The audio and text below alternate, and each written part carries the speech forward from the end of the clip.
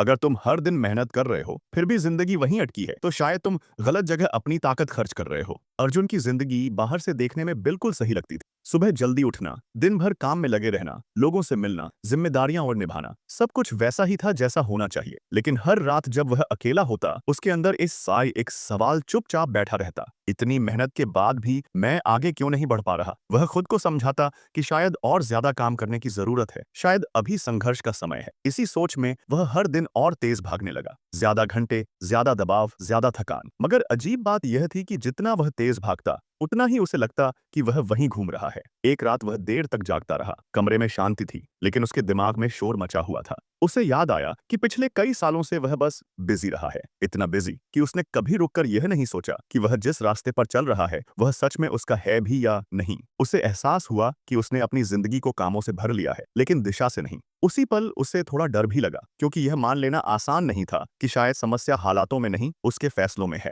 लेकिन इसी डर के साथ एक सच्चाई भी सामने आई। अगर वह अब भी नहीं रुका तो आने वाले साल भी ऐसे ही निकल जाएंगे बिना किसी असली बदलाव के। अगले कुछ दिनों में अर्जुन की जिंदगी बाहर से वैसी ही लगती थी। वही काम, वही लोग, वही भागदौड़। लेकिन अंदर कुछ बदल चुका था। अब वह हर काम आदत में नहीं करता था बल्कि खुद से पूछने लगा था, क्या यह मुझे आगे ले जाएगा या बस थका देगा। पहले वह हर जिम्मेदारी बिना सोचे उठा लेता था, हर बात पर हाँ कह देता था क्योंकि उसे लगता था कि ज्यादा काम ही आगे बढ़ने का रास्ता है। लेकिन अब उसने रुकना सीखा था, रुककर सोचना और फिर फैसला लेना। उसे धीरे धीरे समझ आया कि उसकी समस्या मेहनत की कमी नहीं बल्कि गलत दिशा थी। वह खुद को साबित करने में इतना उलझा रहा कि सीखना और सही रास्ता चुनना भूल गया। अब वह दिखावे के लिए देर तक ऑफिस में नहीं रुकता था बल्कि उस समय को अपने लिए इस्तेमाल करता, सीखने और आगे की सोचने के लिए। कुछ लोगों को उसका बदला हुआ रवैया खटकने लगा। बातें होने लगीं, पहले जैसा नहीं रहा। पहले अर्जुन ऐसी बातों से डर जाता था लेकिन अब वह जान चुका था, जब इंसान अपनी कीमत समझने लगता है तब लोग असहज होने लगते हैं। और इसी एहसास के साथ उसके अंदर पहली बार और